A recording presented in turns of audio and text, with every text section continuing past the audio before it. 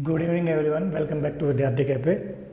तो back to back series का आज पार्ट 4 देखने वाले हैं हम लोग। आज हम लोग जितना हमने सीखा उसका थोड़ा बहुत यूज़ करना सीखेंगे, छोटे छोटे वाक्य बनाने की कोशिश करेंगे। तो फटाफट जो है एक बार एक रिवीजन कर लेते हैं 2 मिनट के अंदर अंदर।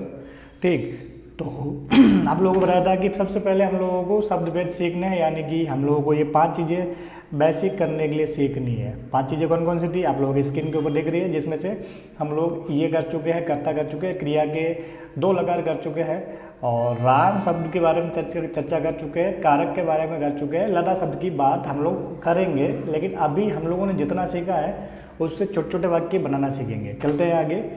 कर्ता की टेबल आप लोगों के सामने, आई होप आप लोगों ने याद कर ली होगी और इनके हिंदी मीनिंग आपको पता होंगे। चलते हैं आगे। पट धातु के लट लकार की बात हो गई, और इससे कैसे लिट लकार बनते हैं वो भी आप लोगों को पता है, और लट लकार के आधार पर दूसरे धातु के रूप कैसे बनते हैं वो भी हम लोग देख चुके हैं, और राम शब्द और कारक की बात भी कर चुके हैं।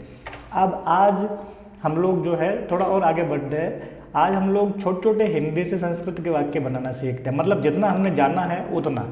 ठीक, केवल कर्ता का और क्रिया का प्रयोग करके हम लोग छोटे छोटे वाक्य बनाने की कोशिश करेंगे, है ना, जितना हमने सीखा है उसके आधार पे। ठीक, तो ये सारे सेंटेंस देखोगे तो इसमें सब में कर्ता और क्रिया ही है ना। सेंटेंस तो लंबे भी हो सकते हैं, उसमें कर्ता होगी, क्रिया होगा, कर्म होगा, है ना, बहुत सारी चीज़ें होती है। लेकिन हम लोग आज जो है कम से कम कर्ता और क्रिया से बनने वाले सेंटेंसों के बारे में, सेंटेंसों का अनुवाद करना सीखेंगे। ठीक, तो हम लोग एक एक करके सेंटेंस को देखते हैं कि भाई अनुवाद होता कैसे है। सबसे पहला सेंटेंस है लिखा हुआ वह दौड़ता है। तो पहले हम लोग जो है शब्दों के ऊपर गोला कर लेंगे। एक तो वह है और एक है दौड़ता है, 2 शब्द है इसमें।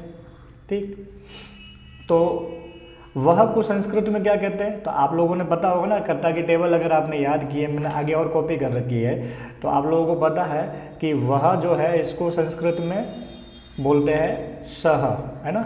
सा का मतलब भी वह होता है और तत् का मतलब भी वह होता है। फिर यहाँ पर तीनों में से कौन सा आएगा?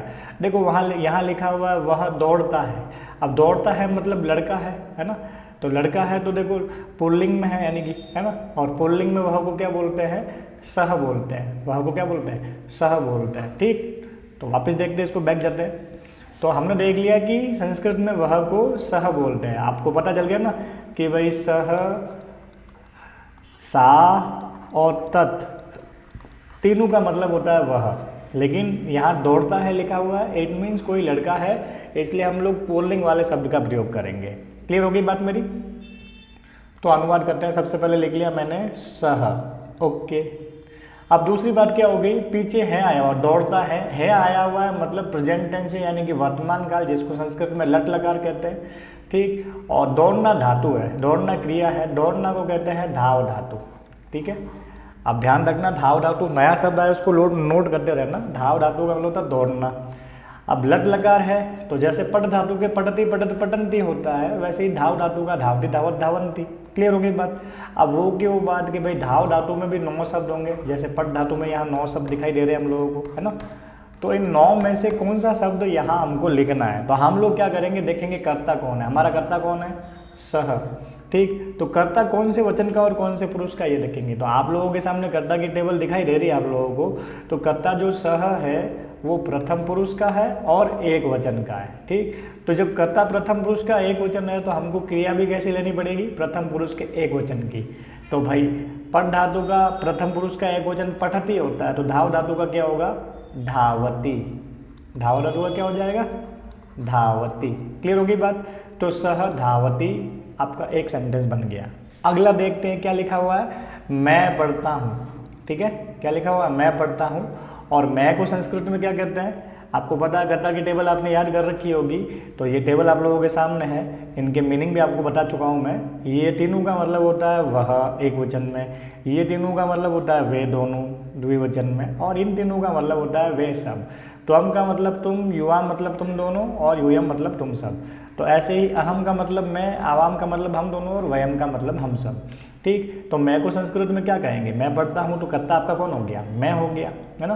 तो मैं को संस्कृत में कहेंगे अहम, ओके। अब क्रिया कौन सी हो गई, पट धातु है, पढ़ना को पट धातु तो बोलते हैं, तो पट धातु के रूप तो आपके सामने स्क्रीन पे लिखे हुए ऑलरेडी, ठीक।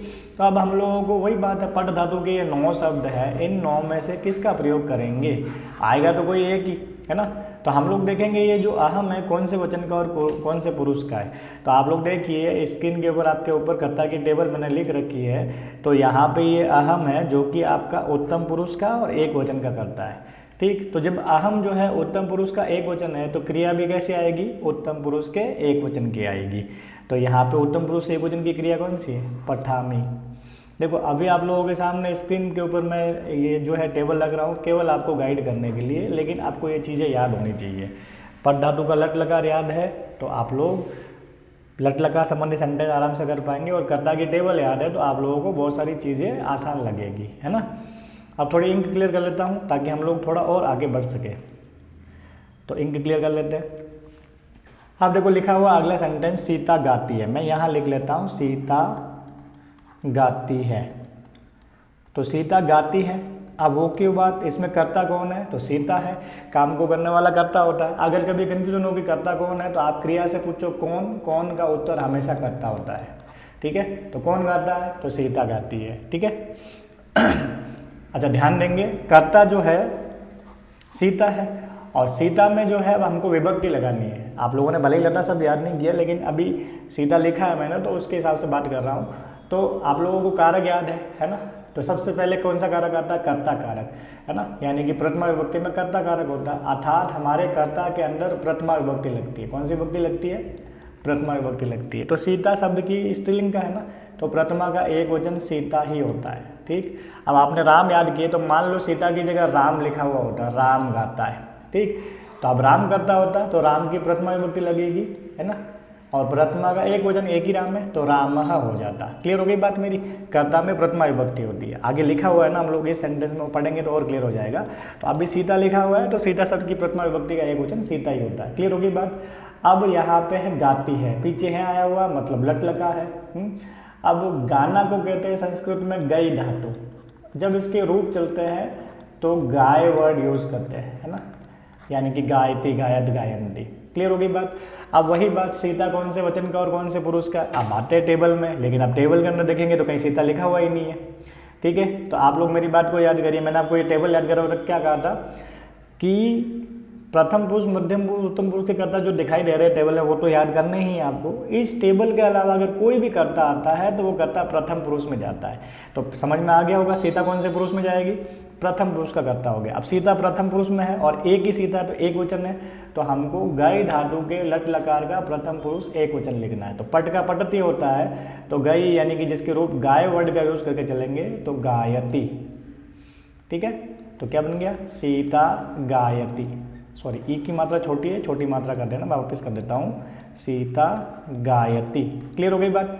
आगे चलते हैं, हाथी चलता है। अब हाथी को संस्कृत में बोलते हैं गज, है ना, और हाथी हमारा करता है ना। भाई चलने का काम कौन कर रहा है, हाथी कर रहा है। कन्फ्यूजन हो तो क्रिया से पूछो कौन, कौन चलता है। अब कौन का उत्तर आपका कर्ता होता है, हाथी चलता है। अब हाथी हमारा करता है, और अभी बताया था मैंने उस टेबल के अलावा जो भी करता आता है सारे प्रथम पुरुष में आते हैं। अब कितने हाथी है यहाँ पे, एक ही हाथी है ना, तो एक ही हाथी है। तो हम लोगों को कर्ता कारक आपको याद होगा, प्रथमा विभक्ति का एक वचन लगाना है। तो प्रथमा का एक वचन जैसे राम का रामः होता है, तो गज का क्या हो जाएगा, गजः।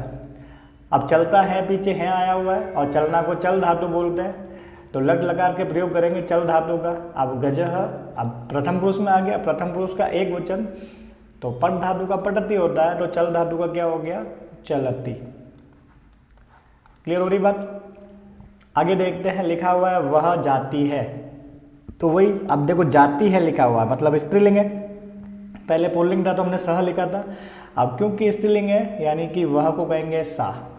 अब जाना को गम धातु कहते हैं, है ना, और गम धातु के रूप कैसे चलते हैं, गच्छति गच्छत गच्छन्ति से, ठीक है, गच्छ वर्ड का प्रयोग करते हैं। तो वही बात है, सा कौन से वचन का और कौन से पुरुष का है, तो आप लोग टेबल में देख लीजिए, प्रथम पुरुष का एक वचन है स्त्रीलिंग के अंदर, है ना। ओके, तो जब प्रथम पुरुष का एक वचन है तो हमको क्रिया भी प्रथम पुरुष का एक वचन लेनी है। तो भाई गम धातु जिसके रूप गच्छ से चलते हैं, प्रथम पुरुष का एक वचन क्या हो जाएगी, तो पट का पटती होता है, तो गम का क्या हो जाएगा, गच्छति। समझ में आ रहा है। बहुत आसानी से बना सकते हो। आज हम लोग 2-2 शब्दों के सेंटेंस देख रहे हैं, आगे हम लोग थोड़े लंबे सेंटेंस की प्रैक्टिस भी करेंगे। अब आगे चलते हैं। राम बोलता है, अब देखो राम करता हो गया, कौन बोलता है? राम, ठीक। तो राम बोलता है तो प्रथम पुरुष में तो आता ही, लेकिन विभक्ति की बात करें तो प्रथमा विभक्ति, ठीक है। कर्ता में प्रथमा विभक्ति लगानी है और कौन से पुरुष में गिनेंगे? प्रथम पुरुष में। अब प्रथम पुरुष में क्यों पुरुष का ध्यान क्यों रखना साथ साथ में कि भाई हमको क्रिया का प्रयोग भी करना है, ओके। तो वद धातु है, वद का मतलब होता है बोलना, है ना। अब राम प्रथम पुरुष का एक वचन है, तो प्रथम पुरुष पट धातु का पठति होता है एक वचन के अंदर, तो वद धातु का क्या हो जाएगा? वदति, ओके।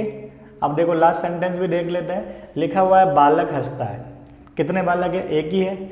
और कर्ता कौन है? बालक है, तो बालक करता है तो प्रथमा विभक्ति लगेगी, तो क्या हो जाएगा? बालकः, ठीक है। अब हंसता है, लट लकार है, तो हस धातु है ना, संस्कृत में हंसना के लिए हस धातु होता है।